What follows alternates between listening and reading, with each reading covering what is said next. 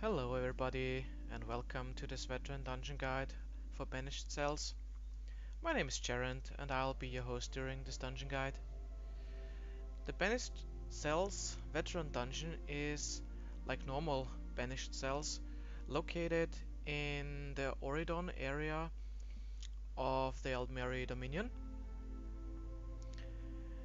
And the recommended level range for this veteran dungeon is veteran rank 1 to 5, although I would suggest to start with veteran rank 2 or 3 as the monster levels are up to veteran rank 5. Furthermore, a quick reminder, if you are the group leader, be sure to switch to the veteran symbol in your group window before entering the dungeon. Otherwise, you might find yourself and your group inside the normal version of the dungeon. Alright, let's get started by introducing the members of my group, all of them fellow Alith members. My group consists of Desdemona, Belisarius, the guild leader of Alith, and Rook.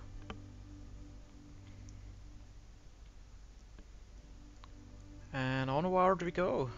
This dungeon features mainly undead and Daedric enemies, so fighter skill abilities are a good thing to have on your hotbar. The first trash mob group consists of varied undead and a fire addon. If you position your group right, you can fight the undead first and do the fire addon later on, however you like it. Be sure to avoid the area of effect attacks and also the fire addon on death explosion.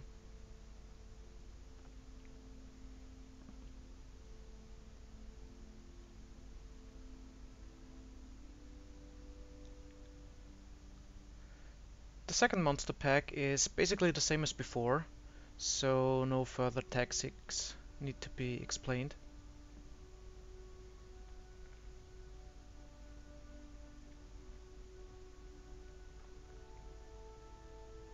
As you can see, I'm also featuring the dungeon map via minimap add-on, so you can see where we currently are as well as where the bosses of this dungeon are located.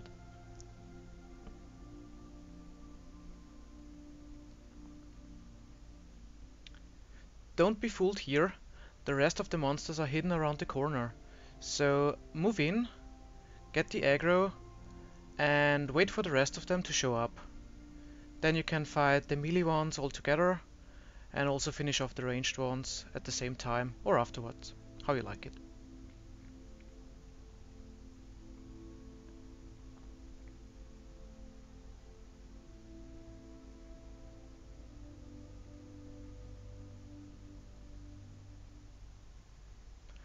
After that, we have finally reached the first boss. The name is Keeper Areldur. Keeper Areldur is a female fire mage accompanied by 2 fire addon, which means if your group has vampires in it, your healer most likely has more healing to look forward to. Alright, let's move in. The tank focuses on Areldur while the rest of the group need to kill the addon ASAP. Areldur will cast AoE fire circles on the ground, so be sure to avoid them. The danger driver are her lines of fire that spread away from her in different directions. You can see it now. If you attack her from range, those will be easier to avoid, so melee characters have to watch out to not to get hit by multiple of them. The tank can choose to fight from range or stand a bit away from her, but still in melee attack range to only get hit by 1 fire line. For her normal attacks, the tank can also use the absorb magic morph from the one hand shield skill line to regain some health. Other than that, it should be an easy fight.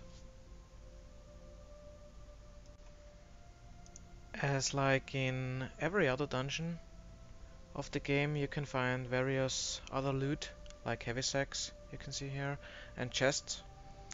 but for now we move further into the dungeon.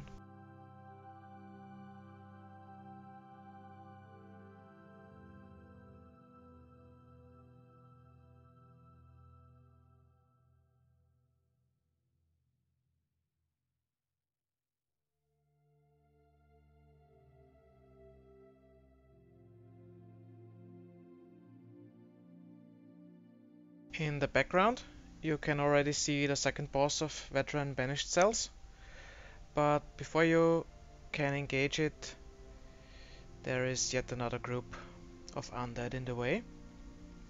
Be on your guard, the temporarily active fire barrier is not here for show. Keep some steps away from it, otherwise it can kill you pretty fast, not to mention that it's pretty embarrassing if it happens to you. Once the trash mobs are taken care of, you may engage the real threat in this room, an oversized deadroth named Maw of the Infernal.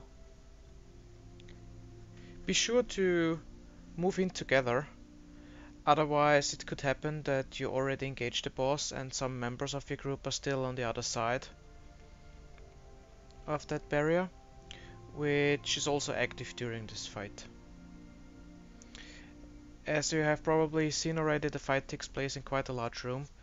If your healer doesn't have the cleanse or purge skill, be assured you will definitely be happy to have this big area.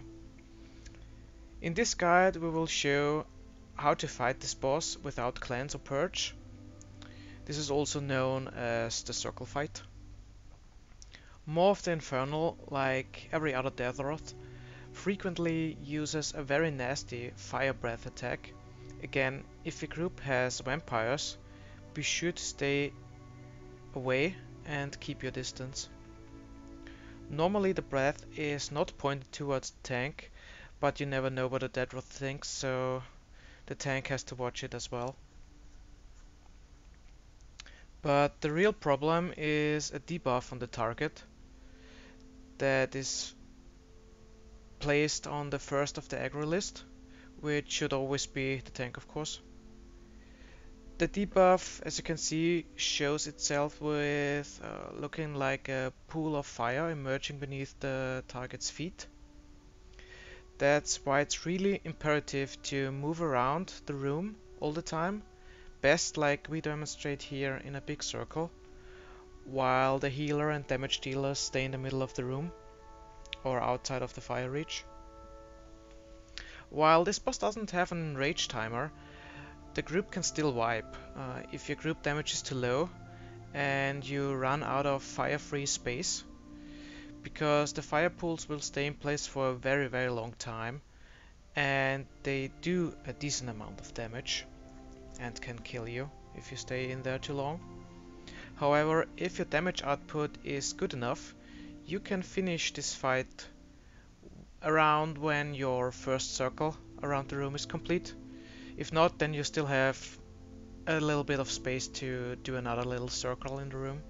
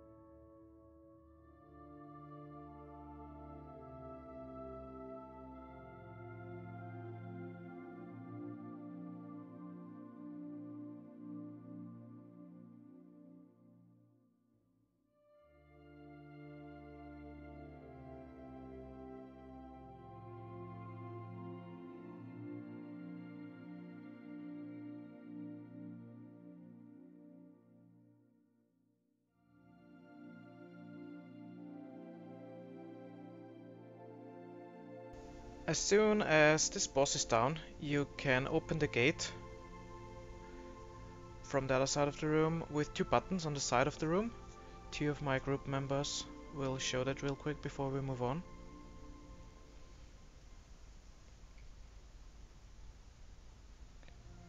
And there we go, the door opens, but Make sure that you're close together or stay away because the other next trash mob is already waiting for your group.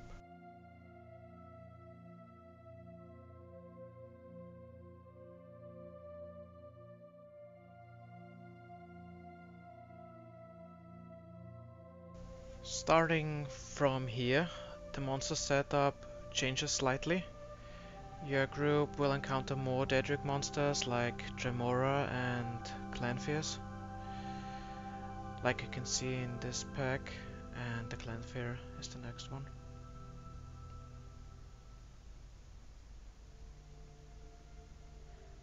Don't underestimate this single Clanfear. It can one-shot kill a group member with his run-down ability. This one. And can also do lots of damage with his tail swipe AoE, like here.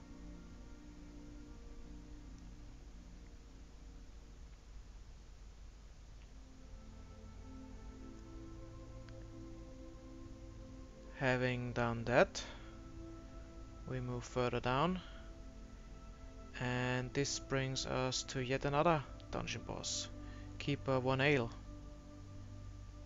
Keeper 1 Ale has 2 adds. Both of them are Healer Dremora, which makes them the first priority for the damage dealers to eliminate, while the tank takes care about 1 Ale himself. Keeper 1 Ale is basically a tank and spank fight, but everyone still has to look out for his 2 main attacks. One of them is where he stays fixed on one spot and swings his one-hand weapon in an AoE motion. Everyone should stay out of it, even the tank, as it does heavy damage. The second one should only hit his main target, which should, you guessed right, be the tank. You can easily see when it is coming, because he will charge up the attack by raising the weapon behind his head. The tank really should block this attack, and for every other group member, pray you're not the target when he does that skill. That's basically everything to know about this fight.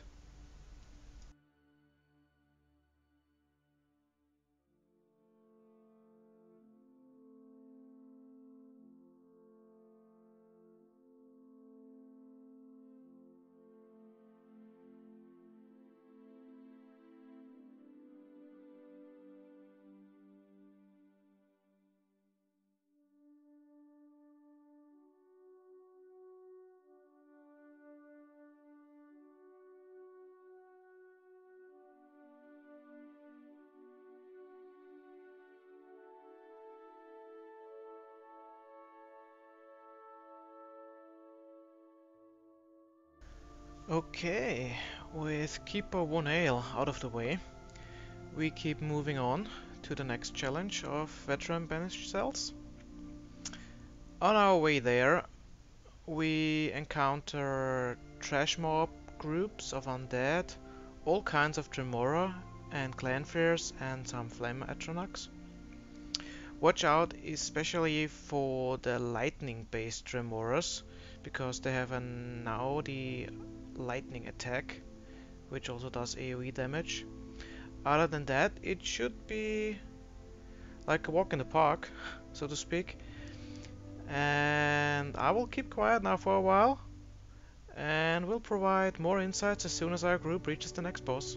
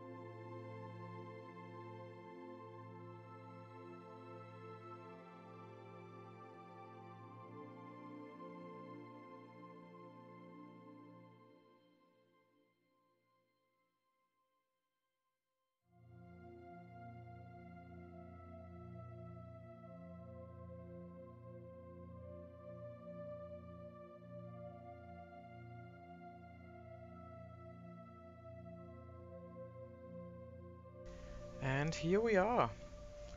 Further inside, Keeper Imril awaits our group.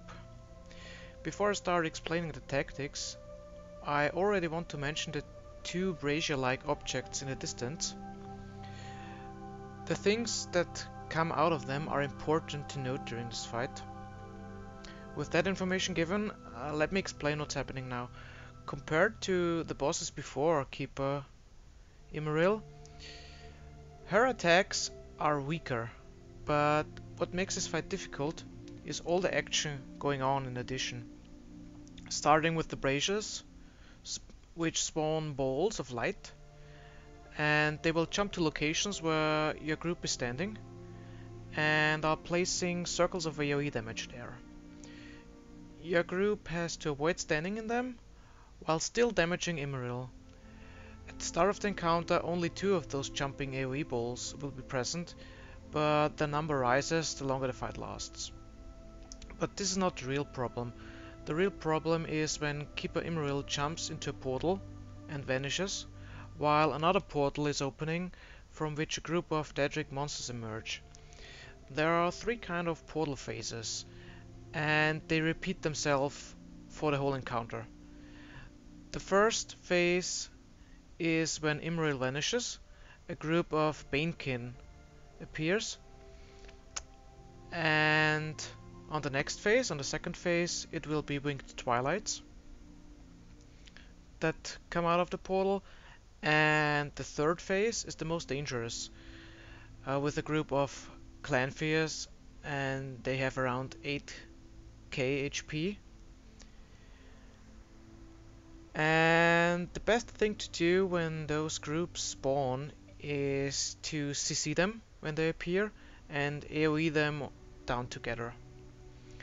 It's also best to use your ultimates at phase 3 with the Clanfears, as this is, as I said, the most dangerous one. Please also be aware that Keeper Imril may already jump out of her portal again before your group has killed the mobs from the other portal. So in worst case you can end up with like parts of 2 groups of monsters still alive, lots of AoE balls, as well as Keeper Imril, and that may end in a group wipe. So a good coordination as well as damage output is needed for this fight. Furthermore, Imril will use a wide AoE attack right after rejoining the fight when she comes back from the portal. You can try to roll dodge out of that area, but it's better to heal through it and keep hitting Imril. Luckily, that's all that is tactic wise for this fight.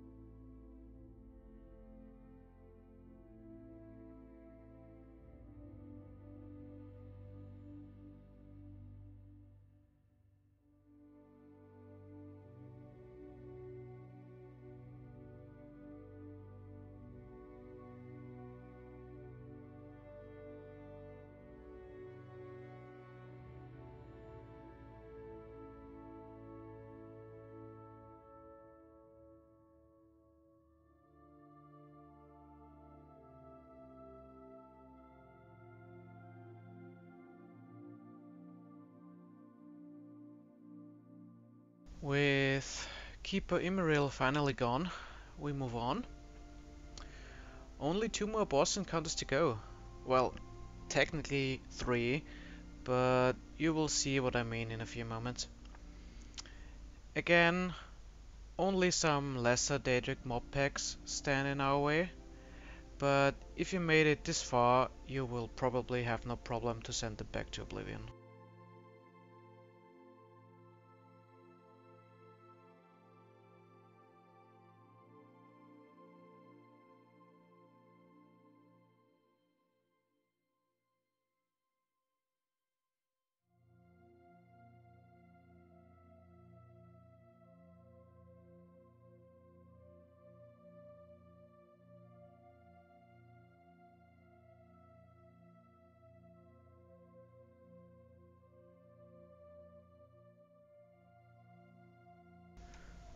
Alright, let's pay a visit to the sisters Sina and Vera, where you can truly say that beauty is in the eye of the beholder.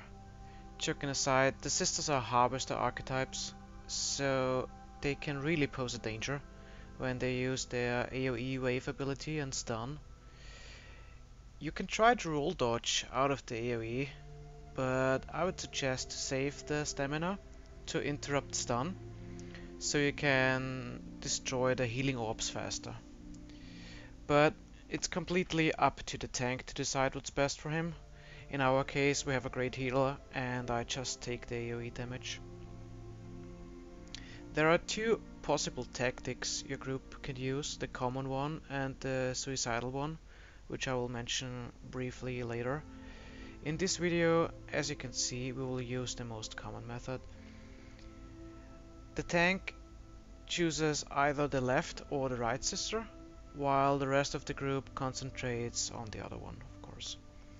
The tricky part of this fight is that one of the sisters will have a shield that makes her immune to any damage, and that shield will after some time switch to the other sister. While the tank can focus on the chosen sister all the time, if he wants to, the other group members must change their target depending on how the shield status is. It is best to turn the sisters away from each other though, like you can see in our video, as it can really get the tank in trouble with both sisters using the AoE waves in the tank's direction. But that's pretty much it for this fight. It's actually rather easy compared to the previous one. Now, let me quickly describe the suicidal version, if you really like a challenge. It's pretty simple. The tanks both of the sisters at the same time and tries to dodge their AoE waves, or if you have a really good healer, take damage from both, while the rest of the group stays behind the sisters and DPS them down. Again, in this version of the fight, the healer better only focus on the tank all the time. But kudos from me to any group trying to do it the suicidal way.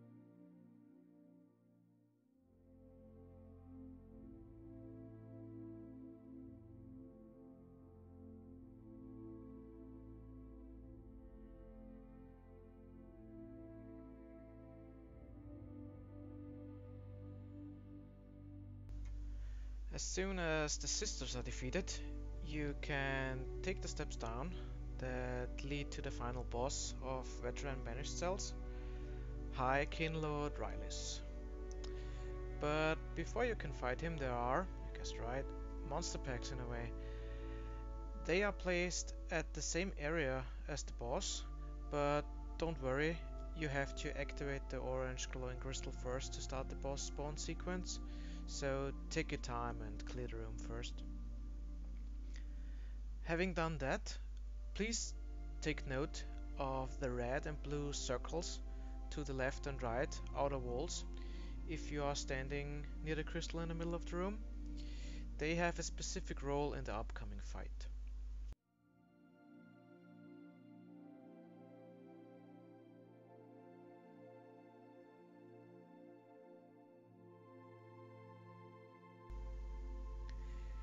If your group is ready, activate, or in this case destroy the crystal to start the boss fight. The encounter starts with a shockwave, which can't be blocked or dodged, as it's kind of a story element. Your group is knocked down and High Kinlord Rylith will appear. He is a caster who frequently teleports around the room while using a mix of abilities from the previous bosses as well as some of his own. Because of his teleports and other AoE effects, I tend to switch to range attack mode with only occasional close range attacks, but that's totally my personal preference for this fight. It's completely up to you what you do. Now to the tactics. He will summon a Deadwolf, which is accompanied by 2 orbs. Do not let the orbs reach the boss, otherwise he will get healed. That's kind of like the sister orbs on the fight before. The Deadwolf only has the typical Conal Fire Breath to look out for, so he should be pretty easy to defeat. Furthermore, Rylith will target random group members, and a blue Daedric fire pool will emerge around them. Move out of the way as soon as you see them. That's pretty much the best you can do, as they do moderate to high damage. After that, he normally teleports to another side of the room, so the tank either has to charge to him for close range or keep the damage from afar and the taunts also from a distance, like I do in this case.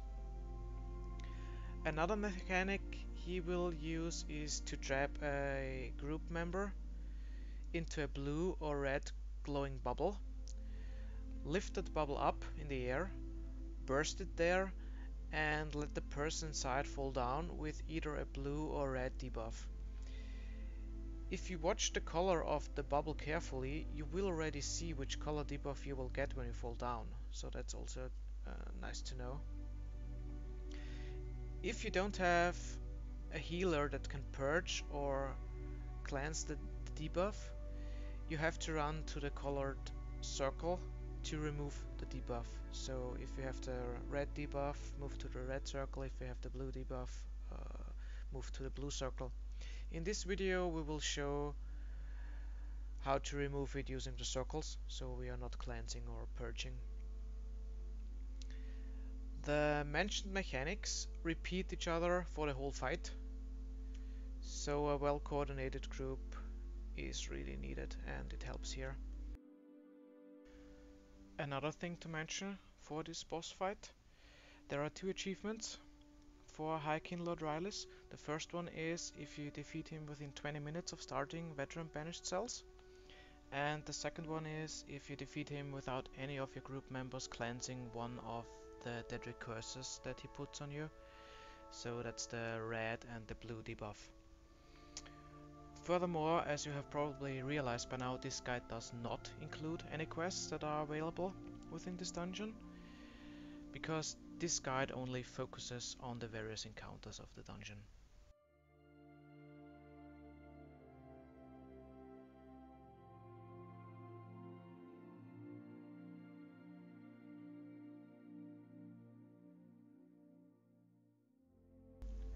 Okay, that's basically all there is to say for veteran Banished Cells. Thank you very much for watching. I really hope our dungeon guide for veteran Banished Cells helped you for your own runs. You can also check out our other dungeon guides. We try to provide a guide for every other group dungeon there is in ESO. So stay tuned, take care, and bye bye.